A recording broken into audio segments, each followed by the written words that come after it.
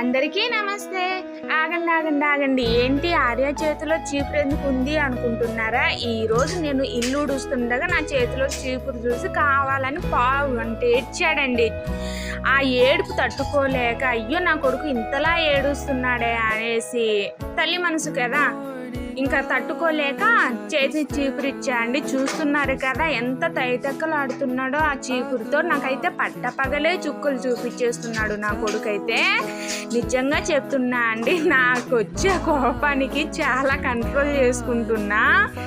అసలు చూసిన ప్రతి ఒక్కటి కావాలంటున్నాడండి. అసలు చేతికి ఇచ్చేంత వరకు ఏడుస్తున్నాడు. ఎంత ఏడుపు అంటే చేతికి ఇవ్వగానే నాకేం తెలియదు అన్నట్టు బుద్ధిమంతుల్లో దాంతో ఆడుకుంటున్నాడు. అప్పటిదాకా ఇచ్చేంత వరకు ఏడుస్తున్నాడు. ప్రతిదీ ఇదొక్కటే కాదు, అసలు చూసిన ప్రతిదీ రోజు రోజుకి అల్లరి ఎక్కువైపోతుంది ఆర్యకైతే.